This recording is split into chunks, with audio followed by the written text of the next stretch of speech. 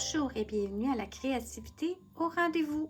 Mon nom est Claudine Delaunay, blogueuse pour les trouvailles de Claudine.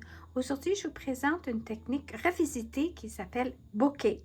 Alors, j'ai déjà fait une vidéo qui présentait l'arrière-plan de cette petite carte ici, que je mettrai le lien en dessous de cette vidéo. Ensuite, on peut voir l'effet bokeh, mais que c'est sur un papier photo, puis que finalement, j'ai rajouté la feuille d'or dans une autre vidéo que je mettrai encore une fois le lien de cette présentation-là sous ma vidéo. Alors aujourd'hui, on va faire l'effet bokeh de cette façon-ci, qui est similaire à mon autre vidéo déjà. Puis peut-être que je vais pouvoir apporter pour vous quelques explications additionnelles de mon expérience que j'ai eu à refaire la technique. Alors, je vais mettre ça de côté. Aujourd'hui, ce soir, je vais vous présenter les teintes et couleurs que je vais travailler pour cette présentation-ci. Je vais travailler avec Piscine Party, des couleurs de Stampin' Up. C'est dans les teintes de bleu-vert. C'est plus bleu, mais il y a toujours un petit peu de béguin bleu. Ça, c'est plus bleu. Et ça, ici, on peut voir qu'il y a peut-être un petit peu plus de vert, qui est Copacabana, que j'adore comme couleur et comme tout, là. Et puis, du blanc pour faire nos bulles. Alors, je vais prendre aussi un papier cartonné. Et cette fois-ci, pour la présentation de ce soir, la démonstration, je vais prendre un carton qui est vanille, la teinte de Stampin' Up, sur un petit papier cartonné. Les mesures, c'est pas important, mais pour 1, 2, 3, 4 écarts. Un carré de 4 écarts par 4 écarts, je pense. Non, ça n'a pas l'air totalement carré, mon affaire. Un petit peu moins qu'un 4 écarts, en tout cas. C'est juste que c'est de créer finalement un papier à motif qu'on peut découper après pour faire des projets. Mais là, pour la présentation, j'en fais sur un petit papier cartonné, mais je le ferai normalement sur un papier cartonné plus grand pour pouvoir faire plusieurs projets après. Ensuite, ce que ça nous prend, c'est des cercles. Alors ça, c'est un pochoir maison. Et puis le pochoir maison, c'est que tu y vas à créer des cercles avec soit des perforatrices ou des poinçons. Et puis moi, je les ai plastifiés pour pouvoir les réutiliser.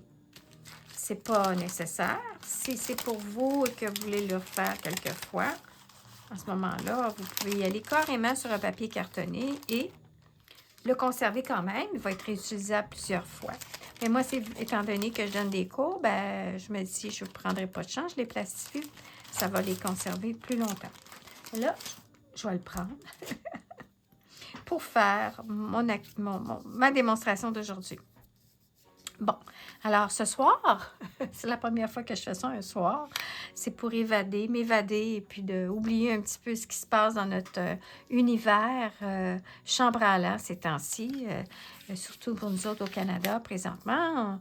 On a des petits conflits et puis c'est pas évident avec les États-Unis, mais un jour à la fois et puis on envoie les ondes positives dans l'univers pour que les choses se règlent pour le mieux. OK. Maintenant, on prend des petites éponges comme ça pour faire nos effets d'arrière-plan. Et puis, normalement, ce qu'on peut voir ici, c'est qu'il y en a 3. Et puis, si vous regardez, mais là, on peut voir qu'il y a différentes teintes, là, pas le même. Mais normalement, ils vendent des éponges oranges. Des petits ronds comme ça. Puis, on le coupe au ciseau à 4. Et puis, ça nous fait des quarts d'éponge pour pouvoir utiliser pour faire des techniques comme celle-ci. Alors, je vais commencer par ma première couleur. Mais on peut aussi utiliser des brosses estampes comme celle-ci pour faire la même technique. C'est juste que c'est plus doux. Avec l'éponge, c'est un petit peu plus spongy. C'est un petit peu plus spunky, un peu plus foncé, un peu plus éclatant. Les éponges, la brosse estampe, elle, c'est plus doux. Alors là, avant de poursuivre, je vais prendre une petite gorgée de ma tisane. Bon, alors, c'est ça la beauté de l'artisanat et toute forme de loisirs créatifs. C'est que à certains moments, quand on ne se sent pas bien, eh bien, on peut se lancer là-dedans, dans notre activité, et pendant ce temps-là, on ne pense plus rien. OK. Alors, j'y vais comme ça ici, puis je vais appliquer en cercle une tête. Puis ici, je vais retourner. Puis je peux y aller plusieurs fois. Puis l'idée, c'est pas vraiment de faire des cercles, c'est plus d'apporter de la couleur, différentes couleurs à notre papier cartonné, car si on remarque ici, on voit qu'il y a comme toutes sortes de dégradés de couleurs. Alors, c'est ce qui est l'idée, c'est d'apporter. Ici, j'ai 3 teintes. Alors, je sais qu'il faut que je me laisse de la place, pas tout couvrir avec une couleur en particulier. Alors, je vais y aller ensuite avec le Copacabana, qui a comme, je dirais, peut-être un petit peu de bleu là-dedans. Alors, je vais changer l'éponge. Mais là, je t'attends un petit peu. Ah oui, OK. C'est parce que mes éponges étaient... Je vais mettre mes lunettes. Ah, OK. J'ai joué avec mes éponges, ils ont bougé de place. Alors ça, je peux voir que c'est avec le bleu. Et puis ça ici, oh, j'ai accroché. OK. Alors, on y va maintenant avec le Copacabana. On y va comme ça ici. Là, ça va être différent comme résultat parce que je vais dans un fond vanille. Alors, ça me tentait ce soir d'essayer cette façon-là, cette teinte-là. OK, là, je vais tomber dans le bleu pour terminer. Alors, je vais juste m'assurer parce que c'est ça. Oui, ça, c'est le bleu. On y va comme ça. On y va comme ça. Je vais aller remplir avec mon bleu.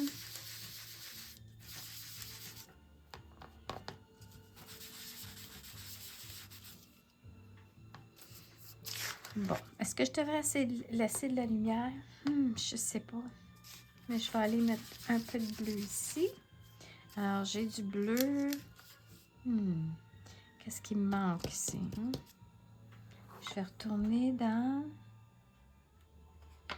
le plus foncé, tiens. Oups.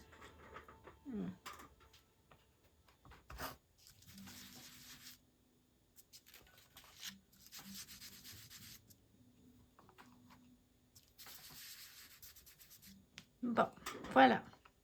Je pense que je suis correcte avec ça. Je vais refermer mes tampons ancreurs.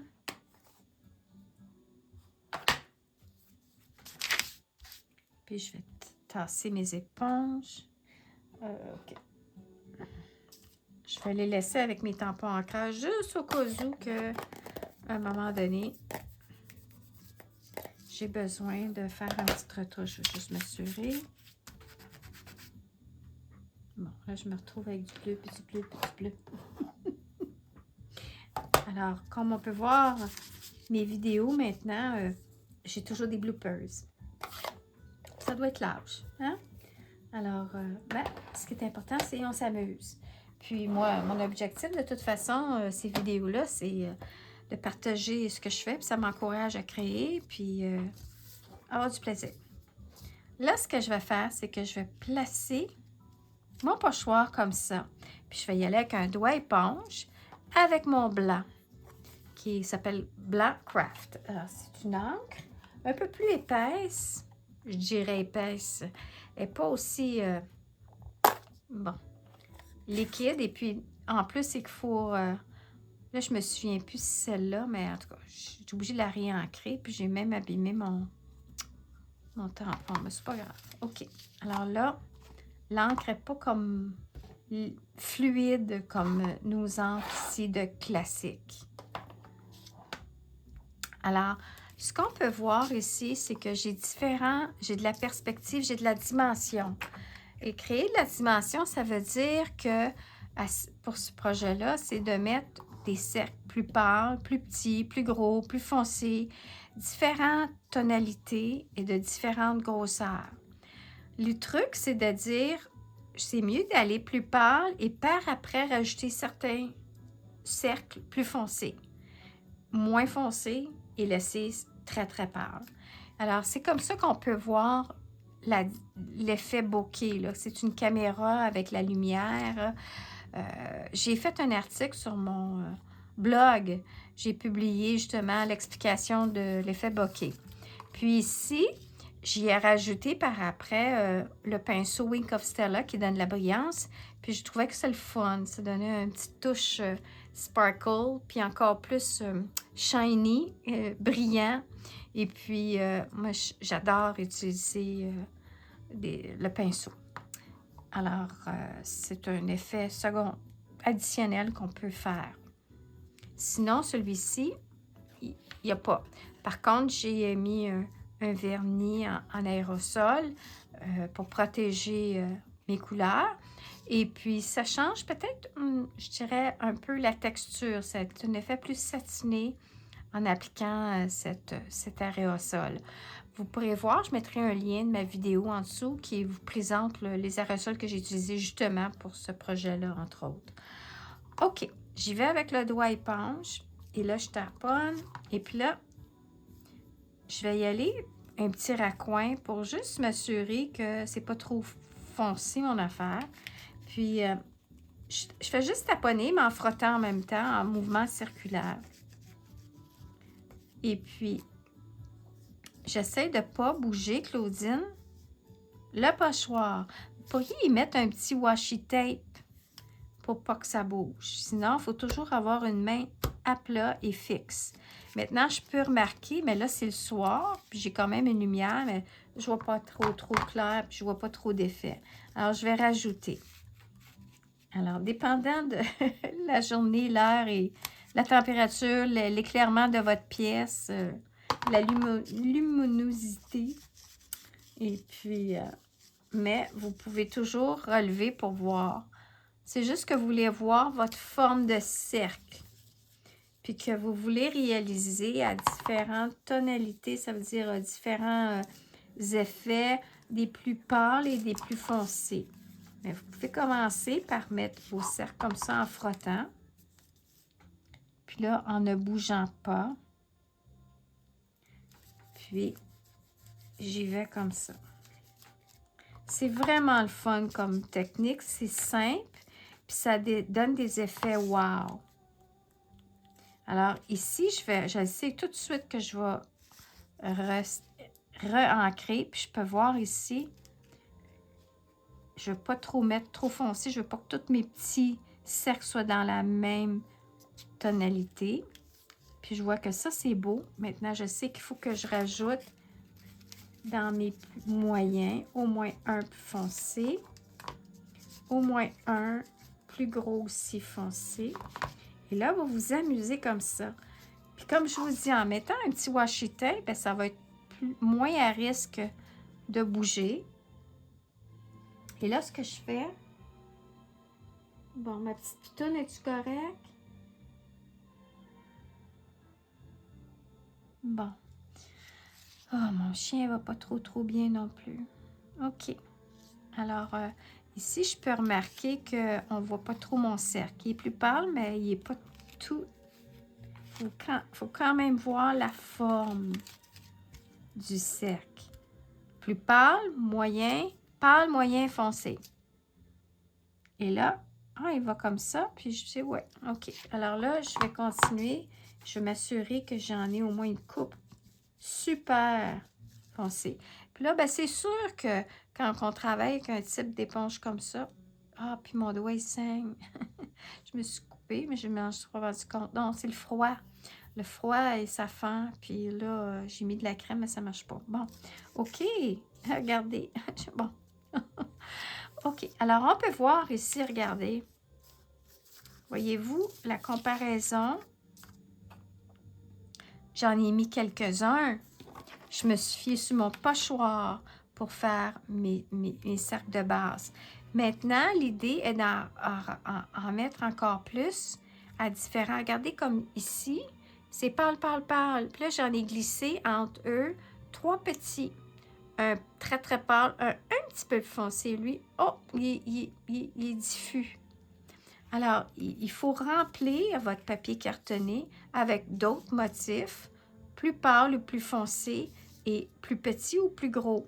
Alors ici, je dirais, ici, je vais en mettre un petit pâle. Puis là, ce qu'on peut faire, c'est qu'on peut juste y aller avec le doigt comme ça et juste tourner. C'est magique, ces petits doigts-là. Là, je dis, oh, lui, il est vraiment punché. OK. Puis là, ici, je vais en mettre un, puis je vais moins puncher. Là, je vois que lui, il est moins que lui. Puis je vais dire, OK, ben là, je vais en faire un autre, puis je vais juste faire une petite étampe. Juste pour dire, à peine. Alors, c'est ça la beauté de cette technique-là. C'est vraiment, c'est abstrait. Et puis, on y va vraiment aléatoire et à différentes pressions. Puis, je pourrais arriver et dire, OK, là, je vais y en mettre un plus pâle, mais je vais juste en mettre la moitié. Bien, la moitié, de 2/3. Puis, je dis, oh, là, je ne le vois pas bien, bien. OK, on va leur mettre un peu plus punché. Puis, juste essayer quelques petits coups comme ça ici. Puis, je vais le faire ici avec un petit raccoin. Mais là, c'est ça. Il ne faut pas que ça bouge. Puis, regardez. Alors, c'est vraiment le fun comme technique. Facile. Puis que si jamais vous dites, ah ben là, c'est parce que lui, j'aurais voulu qu'il soit plus pâle. Ben retournez avec un peu de votre éponge. Un petit peu. Je me suis amusée à faire ça. À juste taponner un peu avec l'éponge. Alors là, vous allez voir, ah, il est plus pâle maintenant. Alors, c'est tout simplement ça. Alors, de ça, je vais fermer mon tampon ancreur. C'était la technique bouquet. Maintenant, qu'est-ce que j'ai fait avec ça? J'ai fait un signet parce que je suis partie sur ça. Parce que je suis partie sur des signets, marque-page, cartes, étiquette cadeau. Parce que vous pouvez l'utiliser pour plusieurs raisons. Que ce soit une étiquette cadeau qui devient un signet. C'est que je trouve que c'est très pratique. Je réalise qu'il y a beaucoup de monde qui lit, il y a des clubs de lecture et tout ça. Et puis, je trouve que c'est facile d'offrir un cadeau et c'est un côté pratique. Alors, voilà ce que j'ai réalisé. C'est que j'ai coupé mon petit carton en deux et puis le deuxième, il est prêt à être utilisé pour un projet. Et j'ai fait un signet double. Alors, j'ai tout simplement pris une feuille qui est de 2 pouces. 2 pouces et 2/8. 1, 2. Oui, 2 pouces et 2/8 de largeur par 8,5 de longueur. Non, 11, excusez. Ah non, je l'ai trimé un petit peu. Il est à 10 et 3/4. Bref, c'est on prend un carton, on le plie en deux. Et puis, j'ai pris la dimension juste parce que c'était selon mon papier cartonné ici que j'ai dû trimer, que j'ai dû tailler pour mettre un peu plus petit. Puis ici, en arrière-plan, j'ai mis un papier à motif de couleur qui était pour en même temps apporter de la lumière en arrière-plan. Fait qu'il y avait du vert, du jaune, du vert pâle, en tout cas. Je trouvais ça le fun. Et puis, la base du papier cartonné est une autre teinte, mais dans le vert. Alors, un peu comme style monochrome. Et puis là, ce que je trouvais le fun, c'est que j'ai glissé un message que j'avais imprimé sur du papier dans le temps de la COVID. Et puis là, j'ai trimé ça, parce que je trouvais ça le fun. C'était dans une autre teinte de vert. Puis c'était n'importe quel jour. Puis là, je l'ai coupé avec mon ciseau. Puis à l'intérieur, j'ai mis le restant du message. Avec toi est le meilleur. Et puis, la façon ici, pour faire différent, j'ai glissé un ruban. Puis qu'est-ce que j'ai fait? C'est que j'ai fait une incision à l'exacto au centre et j'ai fait à la largeur de mon ruban. Et puis mon ruban, ce que j'ai fait, c'est que je l'ai inséré à l'intérieur. Il était plié en deux. Alors l'embout de chaque côté est à l'intérieur, que j'ai collé avec un peu de pointe, avec la colle chaude. Et je l'ai caché ensuite avec un morceau de papier cartonné dans la couleur de mon ruban. Puis je me suis dit, tiens, ça fait différent. Et puis, ça fait un marque-page avec un beau petit message qu'on peut poursuivre en signant. Et puis, en le glissant sur une feuille, étant donné qu'il y a un peu de pesanteur sur mon message, le carton, le signet ferme. Alors, la personne le reçoit et puis elle peut le glisser dans sa page et puis ça reste fermé comme ça ici. Normalement, j'en ai des styles comme ça que j'ai mis un petit aimant. J'ai dit, tiens, je vais le faire différemment. Je ne mettrai pas d'aimant. Mais vous pourriez toujours y mettre un petit aimant en haut et en bas. Et j'ai une vidéo sur ça. Et puis, ou un ou deux vidéos sur ça. Et puis voilà, ça pourrait être aimanté, mais c'est pas nécessaire. Oui, c'est sûr que ça glisse, mais normalement, quand on glisse ça dans un livre, on le met dans le raccoin comme ça ici. Et puis on le mettrait, on fermerait le livre et puis voilà.